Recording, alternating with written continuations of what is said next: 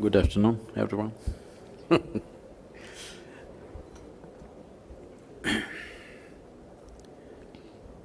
There are two dimensions to this, which I think we're not differentiating here. One is intellect, another is intelligence. Intellect can only function when there is an accumulated memory. Why a child in the village looks a little dumb compared to a city slick boy is simply because he has more memory and information. But if you leave them in real-life situations, the rural boy may come out much smarter, where a certain intelligence is needed, where information is not needed.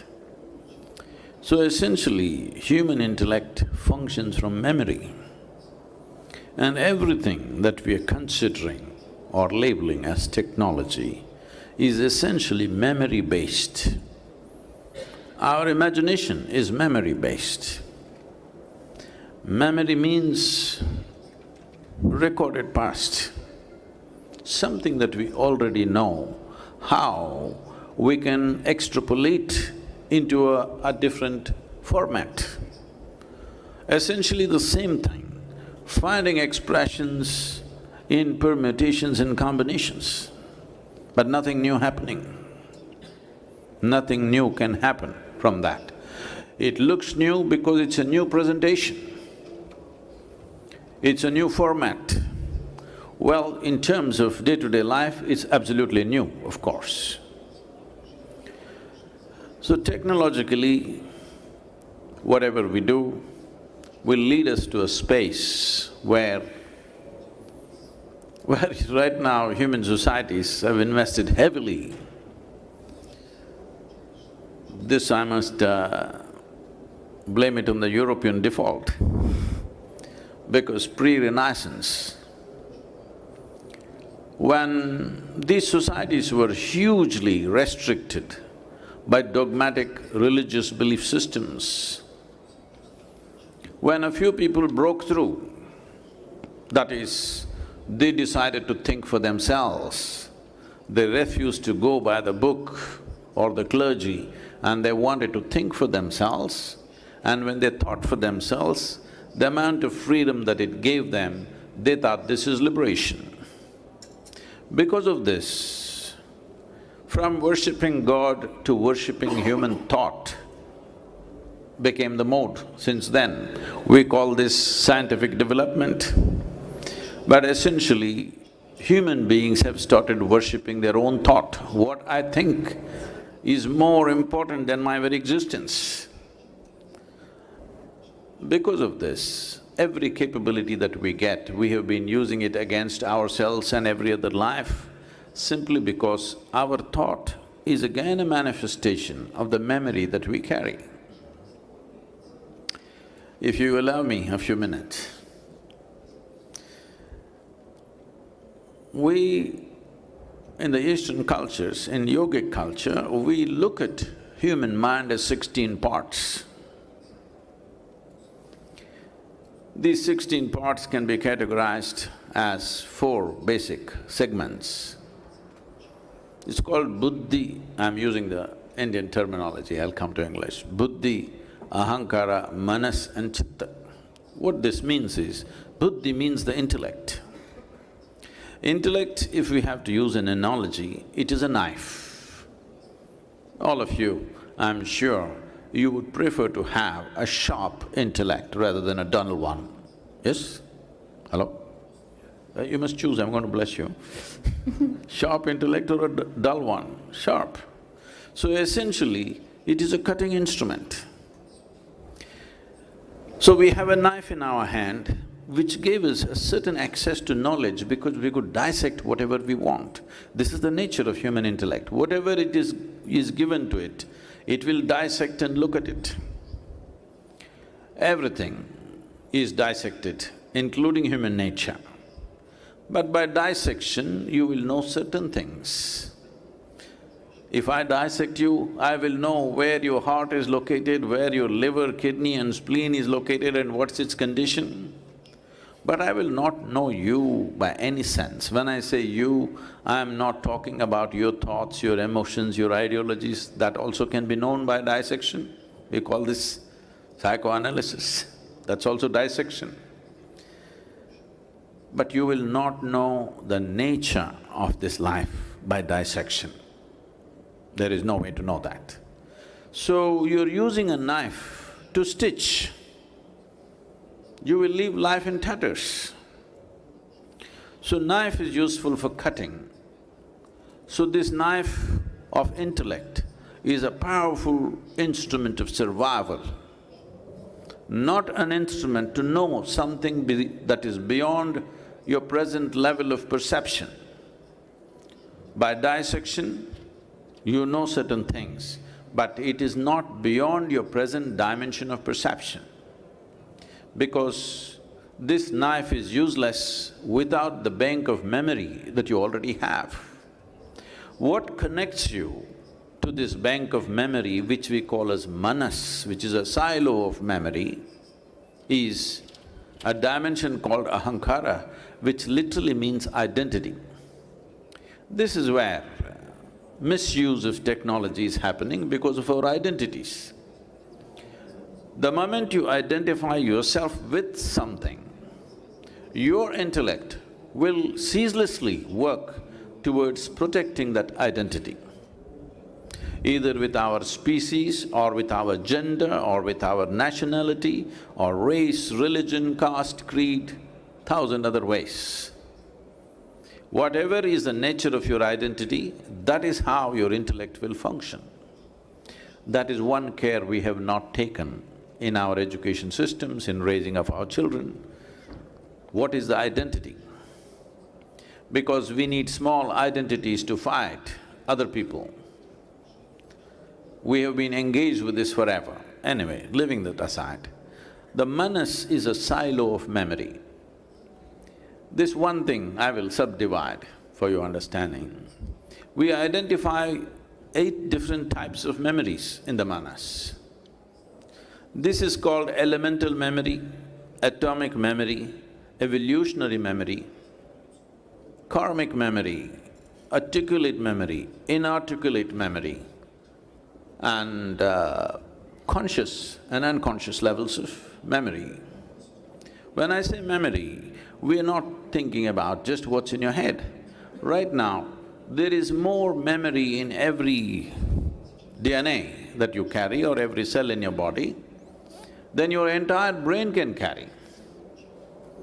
Because you may not remember how 10 generations ago your great-great-great-grandfather looked like, but his nose is sitting on your face right now. Your body remembers. Your body remembers 1,000,000 years ago how your forefathers looked, even the skin tone, it is not forgotten. So the amount of memory that the body carries is phenomenal. Memory is not just that dimension of memory that you can consciously access. There is memory. Memory is the thing which decides who you are right now. It is from this context you're talking about robots becoming just like you because you understand, after all, if you build substantial memory, they'll just become like you and me.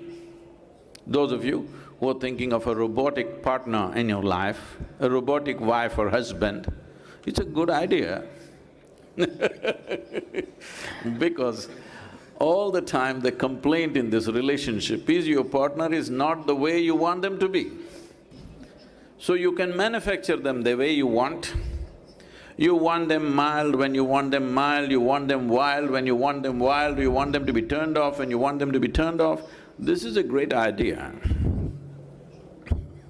Yes and it may become a reality. If not very soon, in some time, Mr. Kaku is more qualified to make the prediction as to when So, essentially, anything that you can build from memory can be built. Anything that can be built by storage of memory and access to memory and analysis of this memory and expression of this memory, everything that you're doing through your intellect and thinking that is you, can be done by a machine at some point. I'm not the expert to predict when, but definitely it can be done, there's no question about that. But there's another dimension of intelligence within the human being, which we refer to as chitta. What chitta means is, this is a dimension of intelligence where there is not an iota of memory, it is unsullied by memory. What this means is, see, memory is what has made you everything that you are. You have a human form, this is evolutionary memory. You have variety of other memories, that's what makes you a certain kind of person, and so many other things that you are. Your professions, your capabilities, your knowledge, everything is because of memory. But memory is also a defining boundary. The moment you identify with your memory, you say, oh, this is my friend, this one I do not know, this is a person I like, this is a person I don't like, this is all memory. Memory fixes a definition and a defined boundary to your life. What is me and what is you is just a question of memory, that I know this is me and this is you. But there is a dimension of intelligence which we call as chitta, or in modern terminology, loosely, it can be called as consciousness. Not being conscious as you and me are, this is wakefulness, this is not consciousness. So, this dimension of intelligence has no memory in it. Where there is no memory, there are no boundaries to it. You will not do that with a robot. Do what you want. Because everything that can be done by memory will be done. Right now, 90% or more of humanity lives by their intellect and their physiological and intellectual capabilities. These things can be built at some point and make them look very real. So, once machines start doing this, it is inevitable for you to explore the deeper dimensions of who you are. Right now, this has happened in a significant way. In, let's say, 100 years ago, if we want to be strong, if we want to be successful, we thought the best thing was to build, maybe 500 years ago, let us say, if you want to be a big man in the place, in your town, you had to have big muscles. Whoever had the big muscles was the big man, strong man there. But now if you have big muscles, we will give you a menial job. We don't recognize you. One reason why women have a equal space or reasonably equal space on the planet today is because of technology, because the power of the muscle has been neutralized. How much brain power do you have, how much intellectual power you have is deciding things right now. But if intellectual power is again, as muscle power was taken by the machines, if intellectual power is taken by the machines, naturally human beings will dig deeper into their consciousness. A machine cannot dig deeper, but everything that you can do, a machine can do in future, and that'll be a great day because that means we are on a holiday. We don't work for a living. Now we look at life in a completely different way, which will be very, very significant. In fact, for the first time, we will become human beings. We must understand why we are called human beings. That means we are the only creatures on the planet who know how to be. As you were saying, a bug knows how to survive better than you. Without a social atmosphere, many of you will not know how to survive. A bug knows how to survive far better than you, better equipped than you, because he's just focused on his survival. But a bug will not know how to be conscious. You can definitely build a bug. It's very interesting that today in the computer technologies we are using these words, that's a bug, it's a virus. Definitely. The dangers of this are also there. as the dangers of machines are there even today. For example, the automobiles are killing more people than wars every year after year, they're killing. But we have accepted that as collateral damage, it's part of the thing. We're traveling faster, so some people will die. We have come to terms with that. So similarly, maybe we'll have nano-soldiers. Soldiers won't be human beings going and fighting. We sit here and let loose on other people. At one phase it will happen. These things will be terrible, but even now it's terrible. You can just press a switch here and destroy a whole city somewhere else. It is quite terrible even now. So, before such capabilities come, or as they're coming, there is no such thing as before and after. As these capabilities are coming, we must also strive to upgrade the human being to move beyond the limitations of their intellect and come to a deeper dimension of intelligence, which is life itself. Как? The very source of life itself within us. Как, гуру, как? Потому что показывают… How can this be done? As practice shows, and we're talking about technologies of the future, no technology, no technological breakthroughs, no technological evolution is changing human nature. Latest iPhones will never change the fact that people, have been killing each other over a piece of land. They're still doing the same. They're killing each other over a piece of land. How can we ensure that? How can we resolve this issue? Because technological improvements are not improving human beings. Maybe because the memory, ancestral memory is so strong in us that we still remember how our ancestors were fighting over a piece of bread. Maybe we'll continue doing the same because of the memory we have. Say, the thing is, if anything needs to happen, a certain amount of human energy, time and resource has to be dedicated to it. For example, somebody was telling me, in 1860, when certain survey was done in United States, some kind of observation, probably studying dead bodies and stuff like that, the skeletal systems and things, they said in 1860, nearly 60% of the people would start losing their teeth at the age of 40. And in 1860, nearly 97% of United States was illiterate. But today, people have their teeth intact even if they're 90.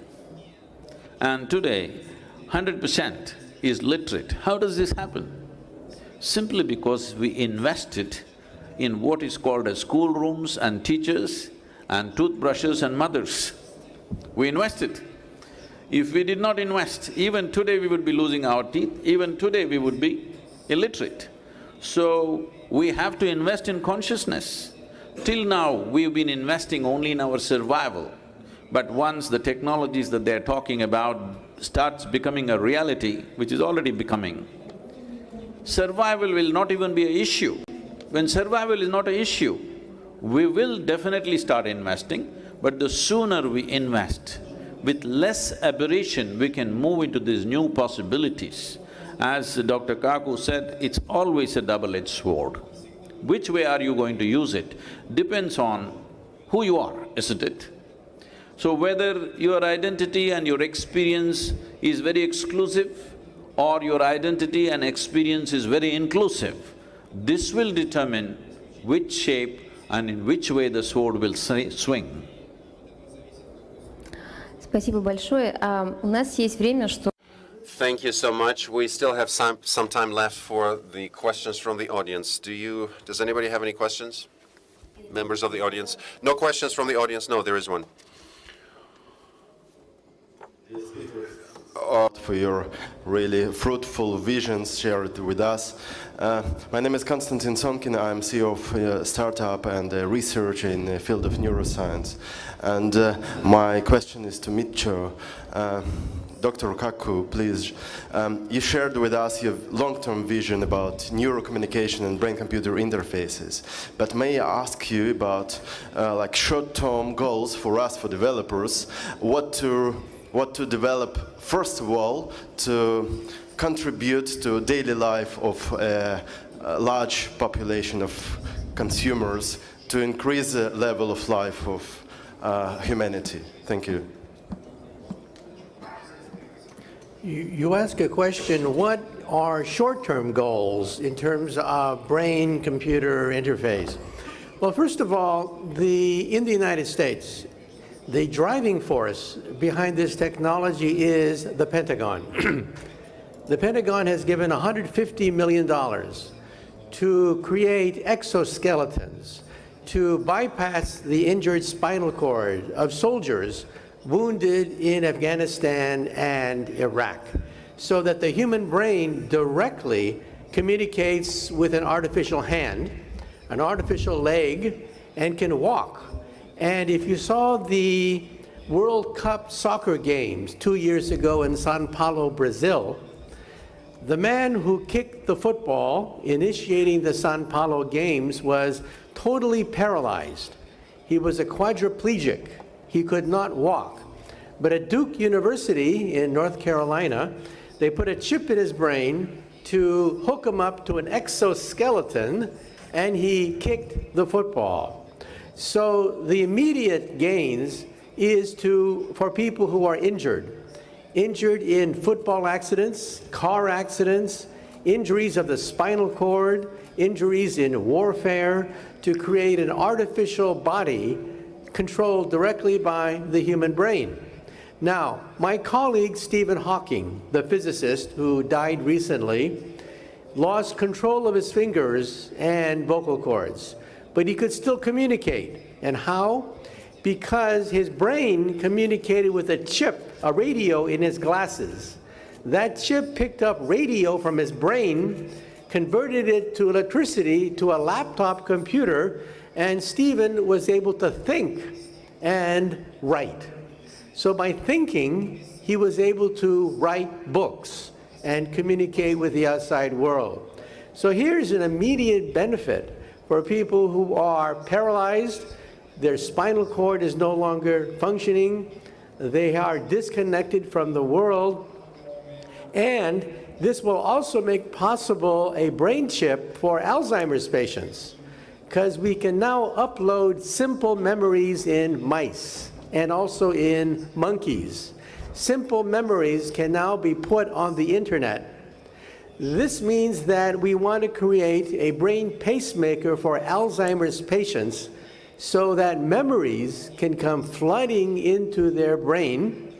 And the Pentagon, again, recently gave $50 million to create a memory chip for soldiers, but also for Alzheimer's patients. And so here we have an immediate market for people who are afflicted with injuries, spinal cord injuries, as well as the aging process, to allow them to bypass the spinal cord, to access memories that they've lost. And here is a market for companies that can utilize this to make money, to create products to alleviate human suffering. Пожалуйста.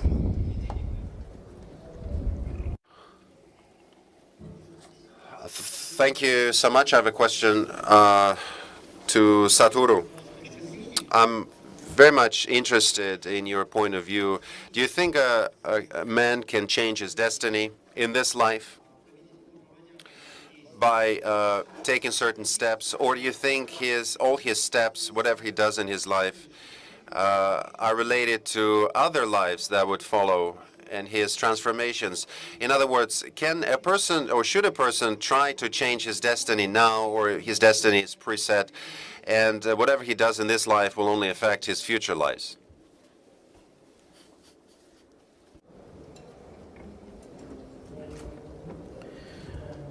What generally people are calling as destiny is what they largely create unconsciously. Whatever we do unconsciously, we can also do it consciously. If you can move your hand unconsciously, you can also move it consciously. So similarly, if you're creating your life unconsciously, you can also create it consciously. if you create something consciously, of course, you would make it the way you want it. So, destiny means a largely unconscious accumulations taking shape and taking their own tendencies and leading you on. You can make a conscious destiny. When you fail to make a conscious destiny, then generally it gets referred to as fate, fixed destiny. But is your destiny fixed? Definitely not. Otherwise, why all this effort? If everything is fixed, why you and me should live? We could die at our birth and just fine, isn't it? It's definitely in your hands. Whether you take it into your hands or not is always the question, it's an individual question.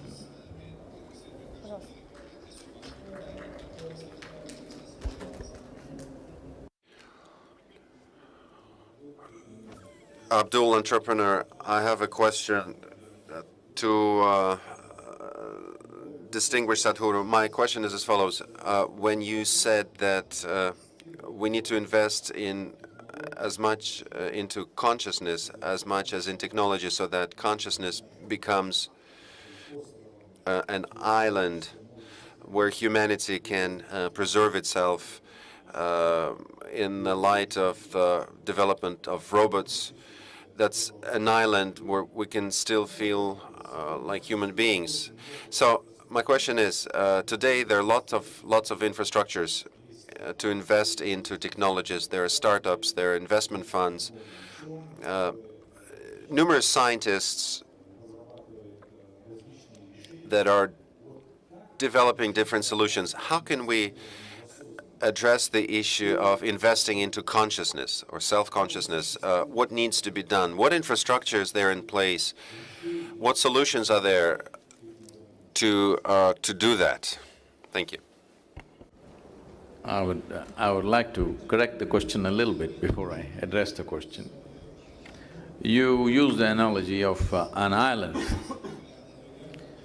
No, I want you to understand, human intellect is an island. All products of human intellect are small islands, including technology. Consciousness is the ocean in which we are existing. What consciousness means is an intelligence not identified with any memory, that means not identified with any boundary of you and me and this and that. See, you must understand this. On this planet, let's think of planet, but even the planet can be thought further. In this space, suddenly systems have happened, stars have happened, planets have happened. In that planet, life has happened. All of it fundamentally from an intelligence beyond this material that you're seeing as creation. All of it emerging from almost nothingness. It is in a way nothingness, but you must understand the word nothing by putting a hyphen between no and thing. It's not a thing because it is not a memory block. A memory block is a thing because it comes with a boundary. Once there is a defined boundary, it becomes physical existence. This is a dimension of intelligence which has no boundaries. So that is the ocean. You're mistaking the island for an ocean and an ocean for an island. So what do we have to do for it to manifest in human society is large scale. In every generation of people, there have been very conscious beings, but in some generations and in some societies, they have been heard. In other societies, they have been ignored. The other noise has been much bigger. So it is time we make that voice which refers to a dimensionless, a boundaryless consciousness heard. And methodologies as to how to become conscious, as there are technologies to create well-being in our surroundings, there is a science and technology to do the same within us. So, this is not today's thing, this has always been there, it's as old as humanity. But in some generations it is heard loudly, in some generations it sinks, and accordingly human well-being rises and sinks. Any amount of technology, if you don't know how to be, you still are not well. See, look at our own state right now. As a generation of people, we know more comfort and convenience than any generation ever knew in the history of humanity. Our life is far more comfortable. No generation ever knew these kind of comforts and conveniences. But can you claim you are the most joyful and fantastic generation ever? No. People are becoming neurotic. I am not saying we're worse than other generations, but we are not significantly better for the amount of toll we have taken on every other life to have what we want to have. So, your technologies will bring comfort and convenience, will not bring well-being. It's time to focus on that, because already we are at a place where technology is going through the ceiling, we are not matching up. It is like, right now, your well-being is still determined by what's around you, not what's within you. So this doesn't mean love thy neighbor, be like this, go be a good person, be a noble person, this is not about that.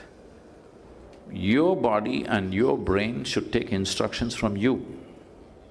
If your body and your brain take instructions from you, would you keep yourself healthy and blissful every moment of your life?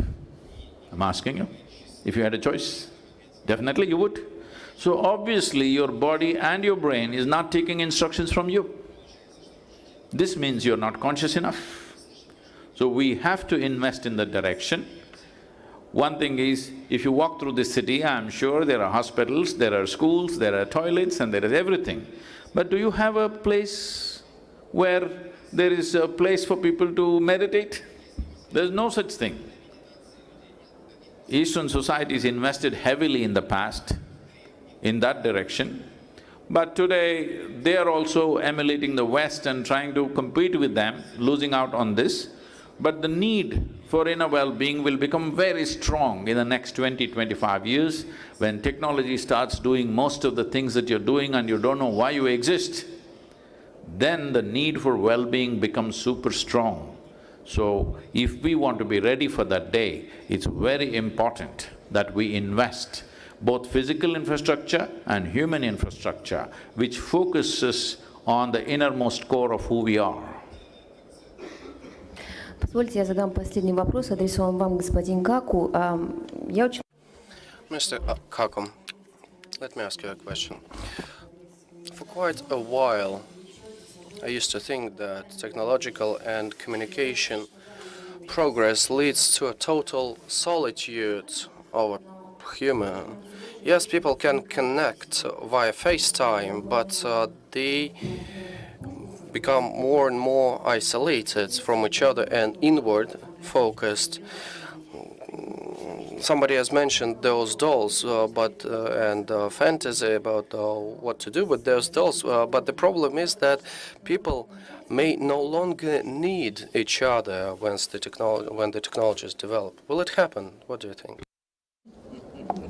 100 years ago, when the telephone was first coming in, there were many articles denouncing the telephone. The telephone, they said, was impersonal. We will spend too much time talking to this mechanical voice in the air rather than talking to our children and talking to our loved ones. And so they said the telephone is evil. Well, the critics were right. We spend too much time on the telephone, we don't talk to our children enough, but the telephone, we love it. We love the telephone because it expanded our horizon from 20 people to 2,000 people. And now mothers come up to me and say their children spend too much time on the internet. What should they do? Well, personally, I think that a new etiquette is being created for children. If you are a child and you're not on the internet, then you don't exist. A new social etiquette is being created. So I tell mothers that it's a good thing if their child is on the internet, otherwise they'll be an outcast, but they have to be socialized. And that's the key to the whole puzzle. We want to make sure that our people are socialized, that they interact with real people in real time, make friends, make alliances, and engage in social discourse so that they can function on several levels. On one level, they can function in cyberspace because a new social etiquette is being created. And on the other hand, they can interact with people socially in terms of understanding pecking order, etiquette, politeness, deference to our elders, how to make friends, how to make coalitions. All these things are very complicated, and we have to make sure that our children understand that as well. And so the internet does not have to be an isolated island divorced from the rest of society. If anything, it'll expand your horizon from 2,000 people to 2 billion people. And so I think that we have to make sure that our children are socialized and take advantage of the internet, because the internet, as I mentioned before, promotes democracy. And as I concluded before, democracies rarely war against other democracies. So when your child plays video games with somebody from Norway, Mexico, or Afghanistan, that is a good thing. Because in the future, they may not want to war with people from these other countries because they are their best friends. So what I'm trying to say is a new social etiquette is being created. We have to make sure that we don't hide in it, but on the other hand, we have to use it because that's where jobs, opportunity, and new friends are going to be created. Спасибо большое. Can I just say one thing? Of course. I think this fear about technology is just fear about the unknown for most human beings.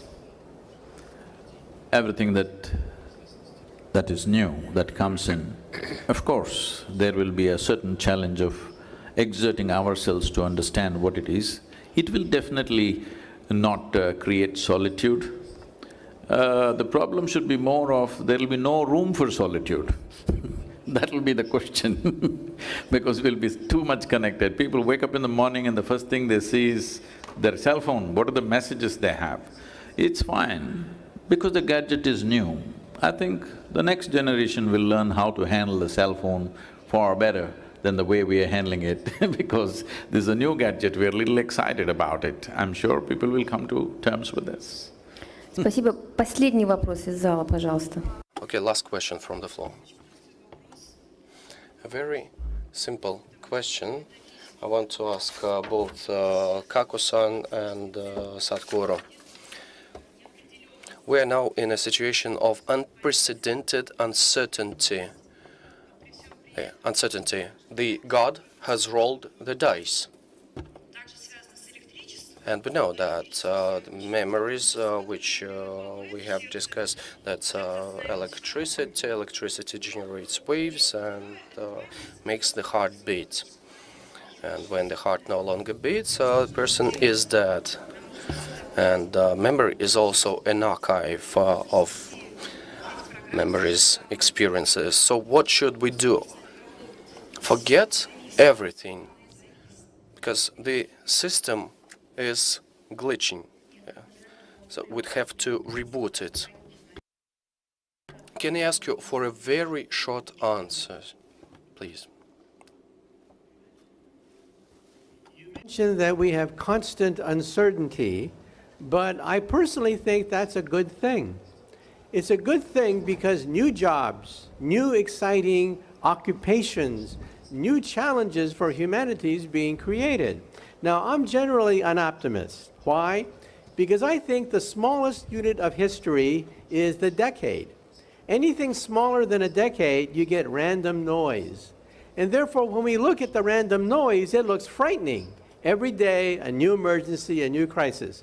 But when you look at history decade by decade, then you begin to realize the enormous progress. And that came through to me every time I talked to my parents and my grandparents.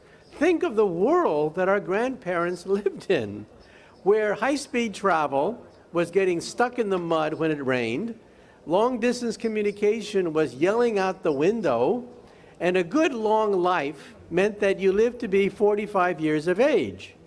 That's the way it was for our grandparents. So I tend to be optimistic when you look at decade by decade, you realize that all the uncertainties you talk about are fluctuations within the decade. Дмитрий, добавьте, что вы хотели от себя добавить. Dmitry, would you like to add anything? One, you know, the dice have been rolled, but whether to forget or to remember everything, well, it's difficult to say. Sadhguru, a very short answer, please. Your last comment. We are complaining about too many possibilities. You must understand, in the past, uncertainty meant whether you live tomorrow or not. Today, your life is largely assured. Uncertainty is only in terms of possibilities and new happenings. You must celebrate this, not worry about it. Because in the past it was always about war, it's about punishment, somebody is going to hang you, somebody is going to kill you. It's no more like that. There is a proper process for all those things. By accident, nobody can simply kill you or hang you or do things to you. Now it is only about possibilities. Uncertainty of possibilities is a fantastic situation. We shouldn't even ever complain about it